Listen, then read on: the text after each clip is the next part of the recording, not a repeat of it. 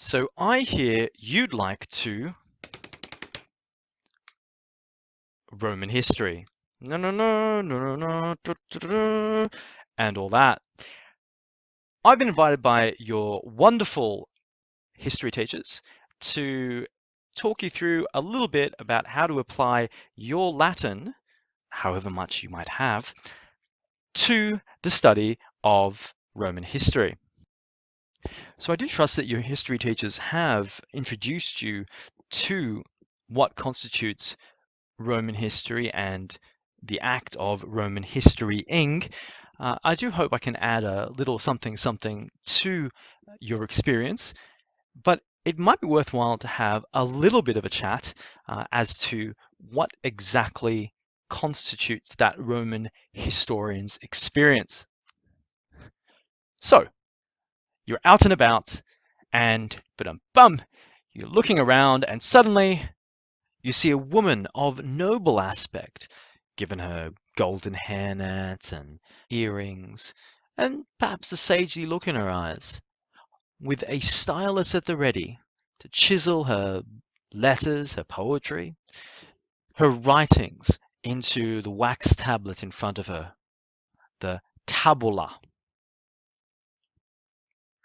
Perhaps you see a Roman nobleman holding his imagines, that is, the representations of his noble ancestors, in what can only be described as a proclamation for future generations of his own nobility, the esteem of his family and family line, and the fact that he's Roman in his typical, highly identifiable Roman dress of the toga. You might even come across the structures of the Romans themselves, such as the Arch of Constantine that we see in the forefront here, a triumphant statement of Roman and imperial authority set against the center of Roman entertainment in the city of Rome. Now, these artifacts can speak for themselves for the most part. As an historian, you might be able to look at them and decipher a story. However, what happens when you come across something different, such as this? Suddenly, a wild Latin appears, and you're left wondering, what is its import? Because naturally, the Romans didn't just simply gesture to themselves in order to communicate, even if they are essentially Proto-Italians. In fact, they would have found the idea of conversing in our alien tongue wholly incomprehensible. And so we need to be able to understand how they spoke, and specifically that language which they used not only to speak to each other, but also to make sense of their world and leave a lasting written record for future generations. To give you a kind of point of contrast, if an historian were to cast their gaze at, say, Japanese culture, or German culture, or French culture, it would be kind of expected that in order to engage with the rich historical background behind these cultures, you kind of need to know what they'd have to say about themselves and in their own language, since an outsider's view is all you can really get otherwise. Because when it comes to perhaps looking at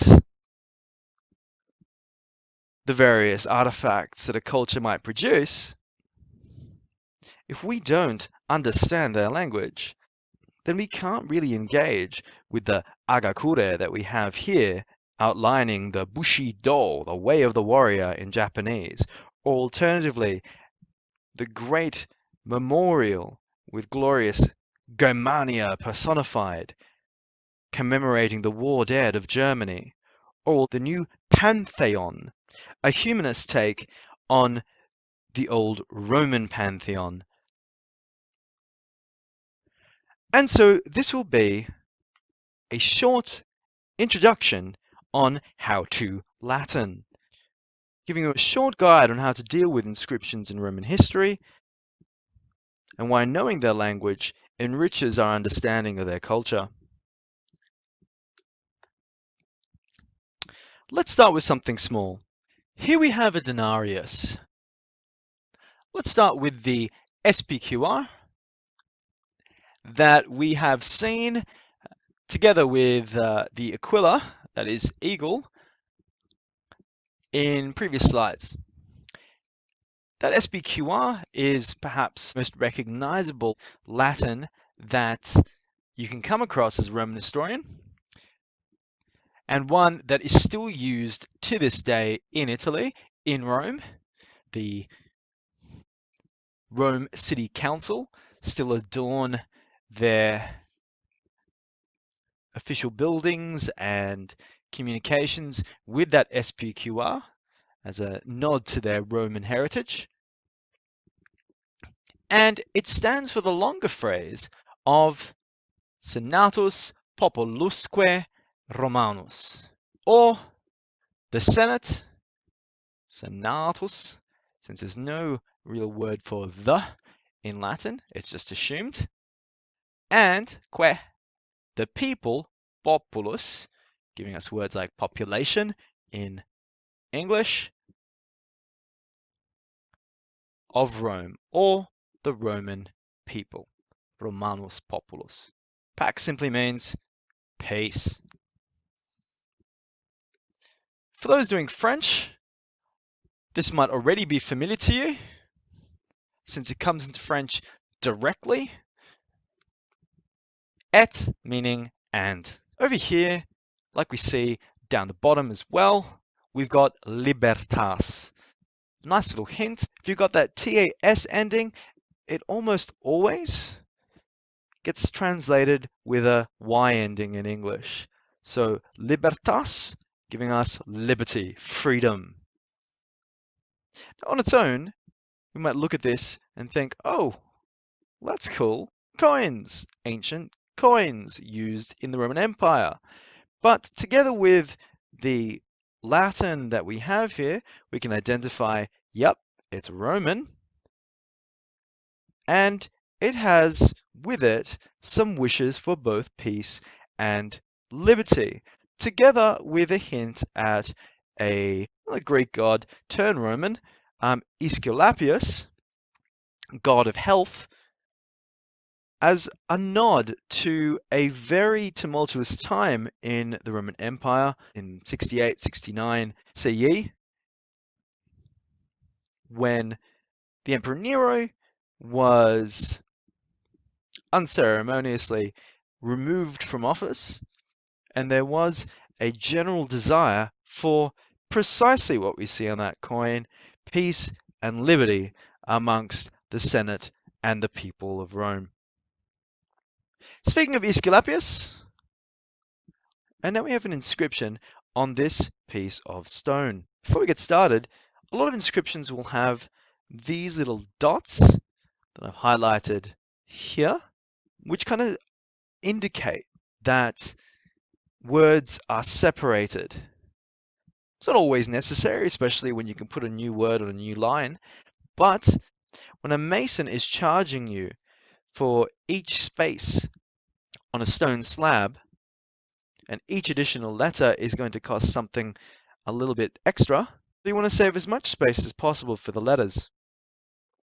These little dots are called interpuncts. Let's look at the inscription, and we've got a certain Aesculapio and Ugiae. The Latin language has what are called case endings. So nouns and adjectives will end in different ways to indicate how they function in a sentence. So it means that when we look at Aesculapio, instead of saying Aesculapius, and we've got Ugiae instead of saying Ugia, we in fact have a case that tells us we need to translate this as to Aesculapius and to someone named Ugia. Now, Aesculapius, as mentioned before, was the god of healing and health. Together with him was the goddess of hygiene, whose name was, you guessed it, Ugea. Now, even the Romans and their masons could make little spelling errors. So we've got two Aesculapius and two Igea. Roman names are not too dissimilar from the modern name in that you do have a praenomen, which would be like an individual name, often abbreviated. You would have a nomen, which would work out to be essentially like a family name, and you would have a cognomen, which more often than not worked out to be a nickname, but sometimes was like an added family name as well that could be passed down from generation to generation. Because praenomina were always predictable and from a set amount, we look at a P and we know it's going to be Publius. I'll give a more lengthy list a little later on. And the rest, Flecinius Felix, his nickname meaning lucky. So we know that Publius Flecinius Felix set this up. And why? It's ex voto, i.e. from a vow. And presumably, since he's got pictures of ears here, he's setting up a Thanksgiving offering to Aesculapius and Aegea for some kind of healing that they have performed upon him, going into the temple of, say, Aesculapius in Rome, as you can see here, and setting up this votive, kind of like a Google review, except of a god in their temple. And we know about these and the context of these because, yes, we've got the inscriptions and we've got a lot of examples. Now let's look at something a little bit more triumphant, like this triumphal arch. Now, this triumphal arch sits in the center of Rome, right at the entrance of the Forum. There it is. And you'd have to pass it in order to get in and out of the main business center for anyone in Rome. As such, you'd get a lot of publicity by putting something so grandiose at the entrance of such a busy marketplace. So we've got the Senatus Populusque Romanus to start off, which we've already established is the Senate and the people of Rome. It's going to be dedicated to someone, and it isn't to the Senate and the people of Rome. Our endings tell us that. But instead, if you look a bit further down, we've got Divo Tito Vespasiano Augusto, with, of course, your little interpuncts in between. This tells us that it was dedicated to or for the divine Titus Vespasianus Augustus. There's a few lovely little titles in there.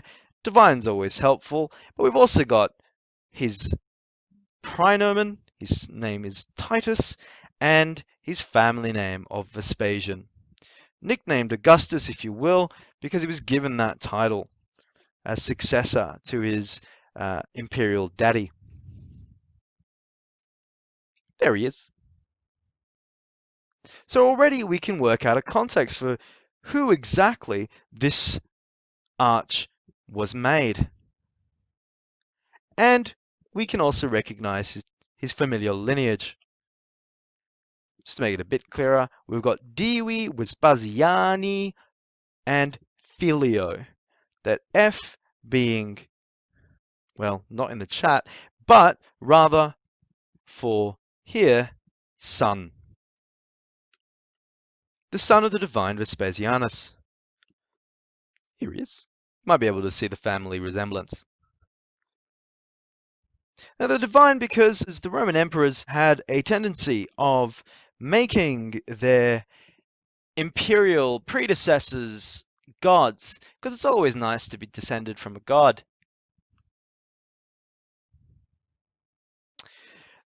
This was set up not only to commemorate the victory of Titus over a revolt in Judea, but also his father's pet project, the Colosseum.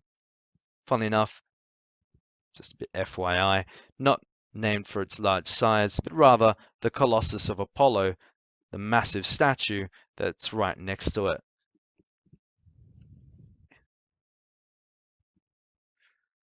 Doing pretty well for about 2,000 years. And the lucky last one. One that's a little sadder than the rest. For the historian without a smattering of Latin, this is just an inscription. And maybe they could even identify it's a funerary inscription. But let's actually have a read of it. This manibus that we see here, often abbreviated to DM. It's a very common thing we see on gravestones. And it means to the underworld gods, to the shades below. Dis gods and the manes being those underworld shades or spirits.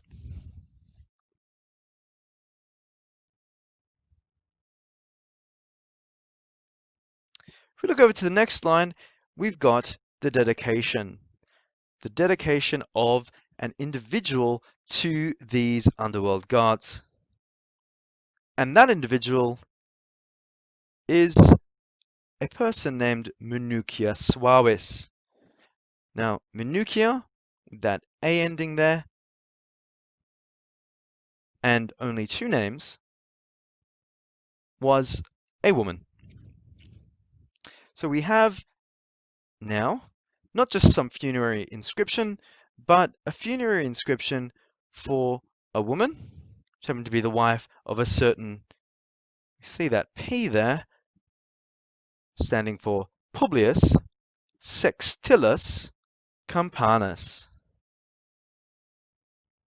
Let's have the word for wife there, because literally this says, of Publius Sextilis Campanus. And we have some more information as to how long this woman lived and who set this up. Wixit invariably means lived. And annis, giving us words like annual in English, means years. So she lived for, and if you know your Roman numerals, XIII, yeah, that's right, the Romans didn't always write their fours as an IV, for 14 years. Mens, i.e. months, being 8, so 8 months. And diebus, days, 23. So we have a full time frame for how long this woman lived. She lived for 14 years, 8 months, and 23 days. And perhaps the saddest thing about this particular story, really, that we're given on this inscription, especially as a dad of a small daughter myself, is that this was made, fake it, by a very dutiful father, pater piissimus, with the word pious from this one, piissimus, and pater giving us words like paternal in English. A very dutiful father, and of course, the name that we see there, Tai Claudius Suavis, the same cognomen that we see attached to Minucia. That TI standing for Tiberius. Again, one of those set praenomina.